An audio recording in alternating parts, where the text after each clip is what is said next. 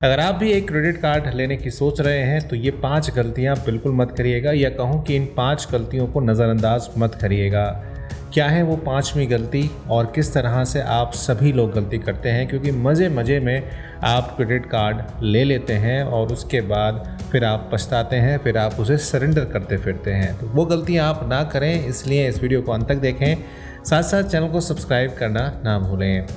चलिए शुरुआत करते हैं इस वीडियो की। तो पहली चीज़ जो आपको देखनी है क्रेडिट कार्ड लेते समय, वो देखना है कि सालाना जो रिन्यूअल का चार्ज है, यानी कि वो 1 साल के अंदर कितना पैसा आपसे लेते हैं। अमूमन देखा जाता है कि जब आप उसको रिन्यूअल कराते हैं, यानी कि उसकी जो फ़ीस देते हैं, एनुअल फ़ीस देते हैं, वो 500 रुपये या 1000 रुपये के आसपास होती है। लेकिन किसी केसेस में अगर आपने सर्टेन अमाउंट की शॉपिंग कर ली है, मतलब ये कि आपने 1 लाख रुपये या 1.5 लाख रुपये की अगर आपने ट्रांजैक्शंस कर दी हैं, तो आपका जो एनुअल फ़ीस होता है वो माफ़ हो जाता है। लेकिन इस चीज़ को बहुत ज़्यादा इम्पॉर्टेंट से आपको देखना है, क्योंकि जब क्रेडिट कार्ड आपको मिलता है तो हो सकता है कि आपकी जो एनुअल फ़ीस है वो यहाँ पर फ्री हो, लेकिन आगे चलकर वो फ्री होगी या नहीं होगी और कितने ट्रांजैक्शंस पर आपको वो फ्री मिलेगी, ये चीज़ आपको ज़रूर देखनी चाहिए। चलते हैं अपनी दूसरी टिप की तरफ।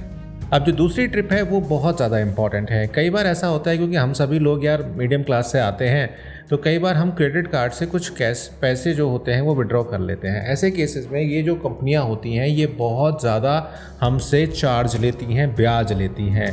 तो अगर आप कोई क्रेडिट कार्ड लेने जा रहे हैं, चाहे वो नेशनल बैंक का है, चाहे वो प्राइवेट बैंक का है, चाहे वो ग्रामीण बैंक का है, वो किसी का भी हो सकता है, आप ये ज़रूर पता कर लें कि आप अगर उससे खुदा ना खास्ता अगर आप उससे कैश निकालते हैं तो उस पर कितना ब्याज लगेगा। क्योंकि किसी बैंक का ब्याज 19% होता है, तो कोई 25% लेता है, कोई 48% लेता है, कोई 36% लेता है।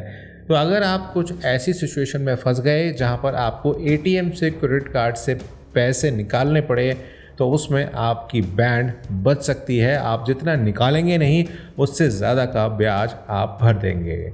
चलते हैं तीसरी इम्पॉर्टेंट बात की तरफ। इस वीडियो को अंत तक देखते रहिएगा, चैनल को सब्सक्राइब ज़रूर करिएगा और बेल आइकन को ज़रूर प्रेस कीजिएगा।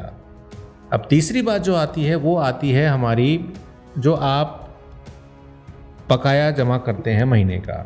अगर आप खुदा ना खास्ता उस बकाये से आप नहीं दे पाए वो पैसा, मतलब ये था कि आपका बिल हुआ 12,000 का, लेकिन आप उसको नहीं दे पाए, तो उसको आप ईएमआई में कन्वर्ट कर सकते हैं। अब ये जो ईएमआई बनेगी ये नो कॉस्ट ईएमआई होगी, या इस पर कितना ब्याज लगेगा, अच्छा अगर हम इसे 2 किस्तों में दे दें, हम उसे 3 किस्तों में दे दें, ये हमारे पास फ्लेक्सिबिलिटी होगी या नहीं होगी, ये एक इम्पॉर्टेंट बात होती है। कई बार हम लोग क्रेडिट कार्ड से मोबाइल फ़ोन ले लेते हैं उस 5% को बचाने के लिए।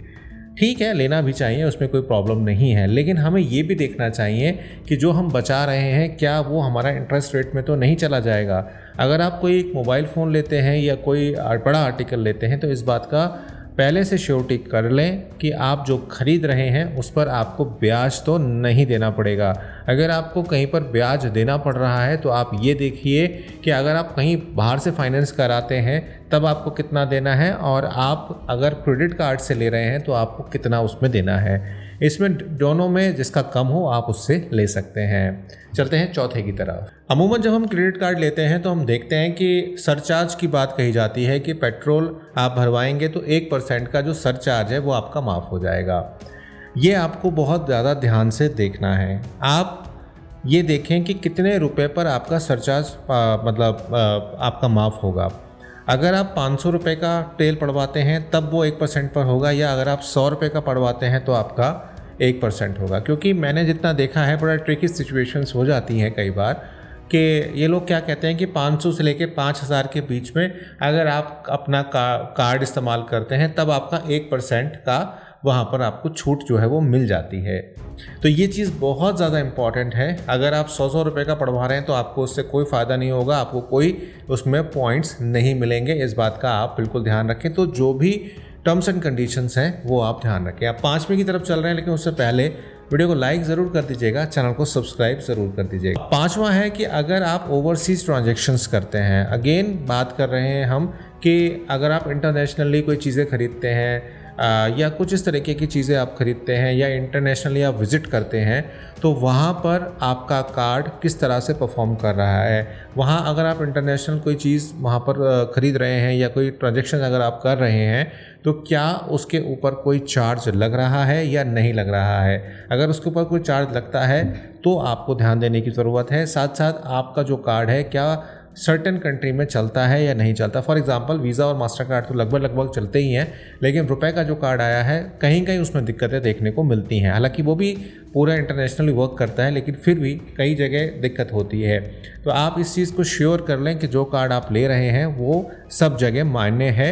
साथ साथ उसके साथ आपको कौन कौन सी वाउचर्स मिल रहे हैं, क्या आपको एयरपोर्ट पे लॉन्च का ऑप्शन मिल रहा है या आप को सरचार्ज की सुविधा मिल रही है, आपको कोई ग्लोसरी की ऐप से आपको कुछ मिल रहा है। इस तरह के जो ऑफ़र्स होते हैं वो ज़रूर देख लें। तो आज की इस वीडियो में मैंने आपको बताया 5 ऐसी टिप्स जो क्रेडिट कार्ड लेते समय आपको ध्यान में रखने चाहिए। साथ साथ मैंने 2 वीडियो बनाए थे जो कि बेस्ट क्रेडिट कार्ड्स हैं, वो हैं एक्सिस बैंक का क्रेडिट कार्ड और SBI का क्रेडिट कार्ड। आप उन्हें खरीद सकते हैं। Thank you for watching. मुलाकात होगी एक नई वीडियो में।